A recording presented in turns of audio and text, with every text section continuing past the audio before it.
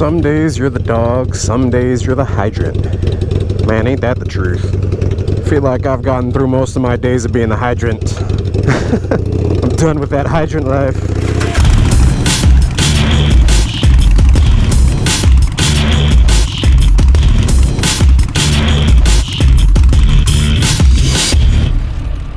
What's up, blockheads? Currently riding Miss Block's 48 up to Standard Motorcycle Company. We've got a couple things that we're needing to do to it just to tune it up and make sure it's in good operating condition. Planning on doing some longer rides coming up here pretty soon, so I do have a subject for this episode, which the subject is actually brought to you guys by Patreon and the Blockhead patrons. So before I left to go do this ride, I basically posted up and I said, hey yo patrons, I'm about to ride to Standard Motorcycle Company, and thought I would reach out and hit you guys up to give me a subject to talk about. And so, man, you guys responded in force. Seriously, within like 5 minutes there were like 12, 13 replies or so. So thank you guys, I appreciate that. If you guys don't know what being a Blockhead patron is, be sure to check out the link down below. It's patreon.com/Blockhead Moto. You basically get behind the scenes access, and you're also entered to win the Block Box per month, which is a goodie box that I'm going to be putting together, different items per month, and sending to one of you guys, one of the patrons. Also, before I get too far into this moto vlog, if you guys aren't subscribed already, be sure to hit that subscribe button. Hit that bell icon while you're over there so it sends you notifications of future uploads. If you guys are new to the channel, welcome. We enjoy that two-wheeled life here, so if you guys enjoy motorcycles and motorcycle content, hit the subscribe button. So the subject that was brought up by patrons was, why doesn't the younger generation have a bunch of like touring style bikes, right? We're talking bikes with the like fixed fairings, the big front fairings, you know, you've got like all the gauges and the radio and all that stuff like integrated into it, you know. So like, why doesn't a lot of the younger generation have those, you know, baggers and the bigger bikes, right? The Blockhead patrons were going back and forth and kind of talking about it, and they're basically saying like, well, those bikes cost a good bit more money than just, you know, your standard cruiser or Sportster or like Dyna, etc., etc. Which they're right, man. Like my 2017 Harley-Davidson Lowrider S had a price tag of right about, I want to say like 18,000. Like after taxes and all that stuff, it would be like 20-ish. I mean, that's a lot for a motorcycle, right? I mean, that's the cost of a car. You could buy two like brand new cheaper cars for that, right? I mean, you can buy a brand new car, like a really bottom line brand new car, for pretty cheap, right? Something like I don't even know, like a Kia. Probably get Kias for super cheap, right? For $20,000, you can definitely buy a brand new Honda something out the door for under 20. I know that because I did it a couple years ago, and I know the prices haven't gone up that much on Hondas. So that basically brought up, hold on, red bomb. So yeah, that basically brought up in my mind the whole conversation that I had a while back, our millennials killing Harley-Davidson. So there's always like, anytime there's a company that's like doing badly, it's like, how do we reach the millennials, you know? Like, oh my god, the millennials are the ones with money, how do we reach them? Why are they not buying our products, you know? I don't know why that is. Like, I'm a millennial, like I'm considered in that age range to be a millennial, but I don't agree with it, because I mean that range is so big that I just don't understand how I fit into it, because I'm like barely in it. And so, dude, it smells like it smells like marijuana. So yeah, anyways, I'm like barely a millennial, you know. I'm early 30s, and the way that like I act versus the way that a lot of millennials act, nothing against you millennials out there, but man, y'all do some stupid stuff. Tide Pods and shit, really? Come on. Those are considered millennials, right? Or would that be like generation something? I'm really terrible about keeping up with the generations and what they're all named and all that. I know there's like Gen Xers and baby boomers and millennials, and I have no idea what else, because I don't care, to be totally honest. So yeah, that video did really, really well because, you know, people obviously feel inclined to respond. It did really well in terms of user engagement because you guys posted up like crazy on that. Like, everybody had an opinion about, you know, millennials killing Harley-Davidson. I actually brought up a couple points in that video about like what I thought about the whole thing, and I think a lot of you guys agreed with me about like, no, I don't think millennials are killing Harley-Davidson. I think millennials are just, you know, more in tune with like what they're spending and what the actual cost of stuff is. You know, millennials don't have like as much of a like just leisurely below money budget than, you know, the generations before them. Because why? Because of student loans. I mean, dude, the whole, this is getting off on a whole other subject which I'm not going to dive into, but man, like the colleges and the school systems have totally become a business, man. Like, it's ridiculous to see some of the charges that students get charged. And like, I went through school, I had to pay for all of it. Ms. Blockhead is currently going to school right now, and she's having to pay, you know, like some of the charges, it's total robbery, man. They're not in it for education. Whenever the government got involved, you know, schools, like the rates went up for freaking, since people were getting Pell Grants and student loans and like government grants, whatever else. But man, like, to go to school nowadays, it costs a lot of money. Between like the cost of school, if, you know, millennials are going to school, which, I mean, it's awfully hard to land a really good paying career nowadays without going to school. So, I mean, I would highly recommend it. If you can get into if you've got a skill or trade, get into a trade that you don't have to go to school and you can make really good money, then hell yeah, man, more power to you. Awesome. There's a lot of stuff that I really would want to have done, you know, in terms of like working with my hands. I could go to like mechanic school, you know, like MMI or something like that, because I really want to learn how to work on bikes. Like, I'd love to be able to take an engine apart and put it back together. And that's, I mean, definitely something that I'd want to learn. But dude, the cost of going to school for that is crazy expensive. Like, it's a cost of normal tuition at like a regular college or like a community college, not a university, because universities are even more expensive. I know, like UCF here in Orlando, man, it's pretty wicked expensive.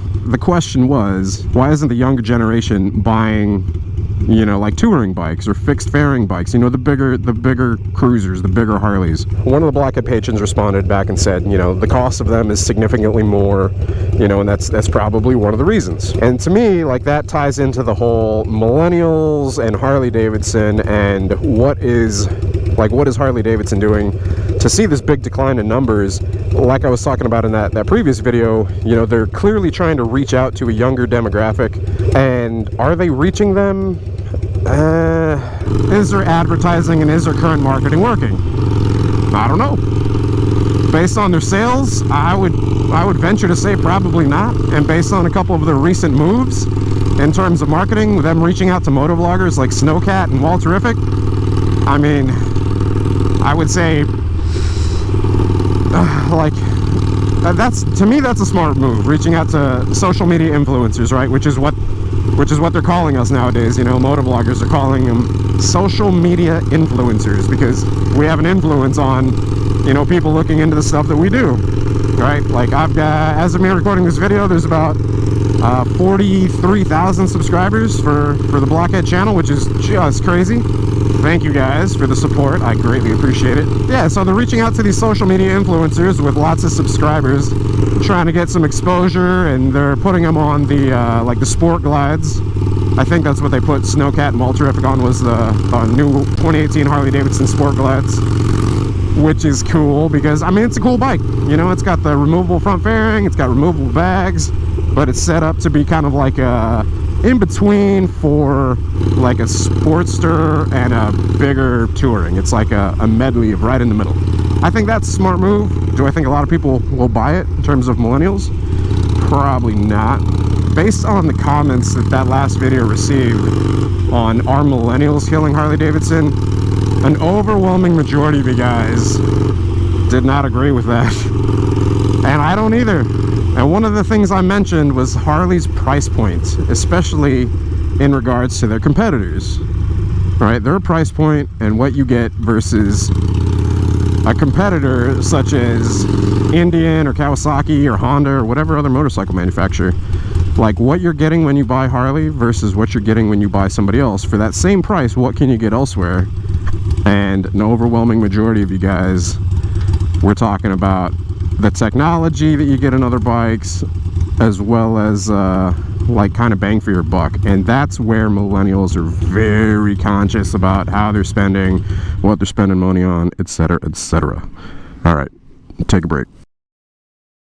All right, all done up here at Standard. So where was I? Harley, Millennials Killing Harley, talking about bikes being expensive. And I think we ended on, for the price, basically what Harley is selling compared to the competition, price point that millennials are looking to spend. Millennials are basically wise up on what they're getting in terms of the best bang for their buck. So like if I can spend $10 and get something that is more useful versus spending $10 on something that has more of a brand name behind it, I'm gonna spend the money on the thing that's more useful. I don't really care a lot about the brand name as long as it's quality, you know? That's just me. But that, I guess it's not just me, you know? When people are looking at a spec sheet of a motorcycle, they're like, okay, one of the first things tons of people say, is it liquid cooled or is it air cooled? Well, a lot of Harleys are air cooled. They're starting to do liquid cooled now, but even then they're just oil cooled liquid heads. Starting to do liquid cooled now with the Milwaukee 8s. What the shit is that guy doing? Like he was just talking to the bag. How you doing, bag? So yeah, the thing that I probably saw most comment wise in that video, like I said, the title was "Are Millennials Killing Harley-Davidson?" And overwhelmingly people said millennials are not killing Harley-Davidson. Harley-Davidson is killing Harley-Davidson.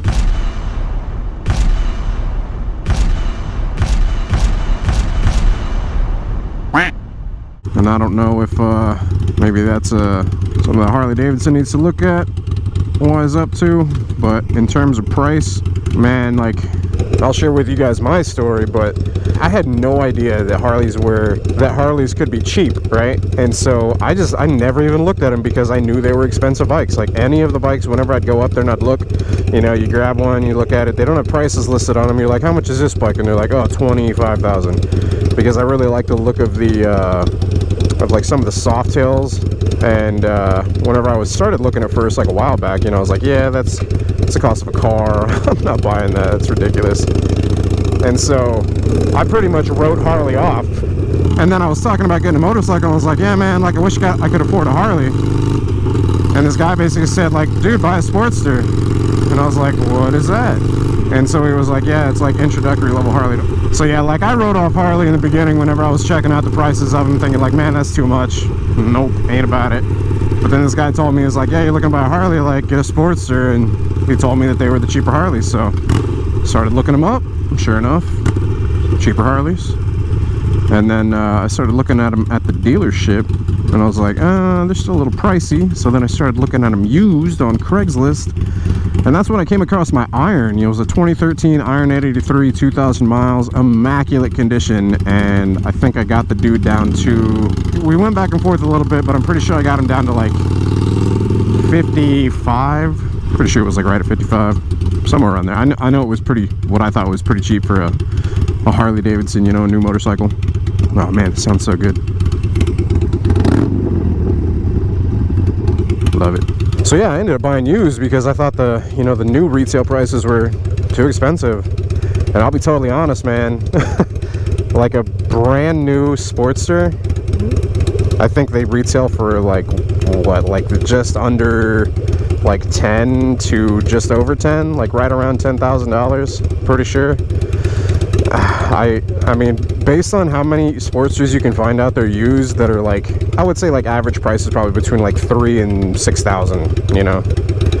And I mean, you can find them in really good quality shape. Like this one we found for $5,000, straight up $5 grand even, super cheap. I didn't even need to buy the extra bike, you know, but I was like, man, that is, it's so cheap for such like a great bike, low mileage, that I couldn't pass it up. And I was like, all right, you know, I'll buy it. And so I bought it, and it worked out, right? Because Miss Block needed a new bike to grow into, and that's where that one filled that gap. So then, like, even looking at my Lowrider S, you know, I bought that one brand new, but the only reason I bought that bike brand new is because it's a 2-year production bike. So it's a Lowrider special, right? And instead of like a traditional 104 that they normally put in them, they put a 110 in it. The styling of it is all blacked out. It's got like those goldenish spoked mag wheels. And yeah, overall it's just like, I mean, I love the way the bike looks. If I had to do it again, I mean, the reason I bought that bike is because it was like a limited production run. And so, you know, I was actually looking to buy that bike used, but I actually found a listing for one used, and whenever I called and said like, yo, I'm interested in buying that bike, the guy on the phone, like, they had just listed it and it was gone like that, super quick. And so, like, I was even trying to buy that bike used. So I don't know, man, like, maybe take that how you will. Like, I've bought into Harley, but when I've bought into Harley, it's been used for the most part. Thus far, I've bought 3 Harley-Davidsons. My Sportster, which was a 2013 Sportster at 83 iron, for like just over 5. And then I traded that. I actually profited on the trade and traded it for my 2017 Dyna Lowrider S. That one was new, right? But I traded it because I got such a great deal on my trade-in. They gave me more than what I paid for the bike, so that was cool. And then I found this one whenever I was looking for a Blockhead bike to basically give away, and I was like, man, immaculate condition. I'm like, I'll go ahead and buy that bike and put it in the stable, and now Miss Block rides it. So it worked out really well.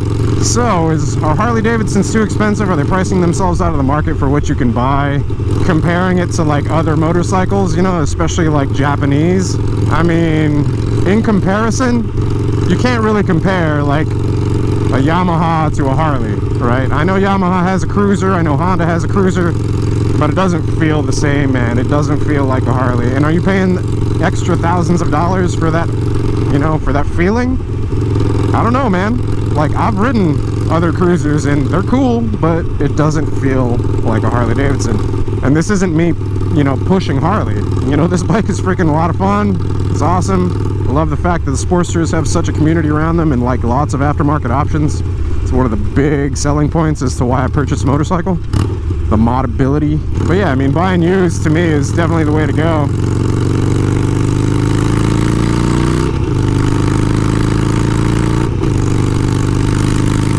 Oh man, I freaking absolutely love the sound.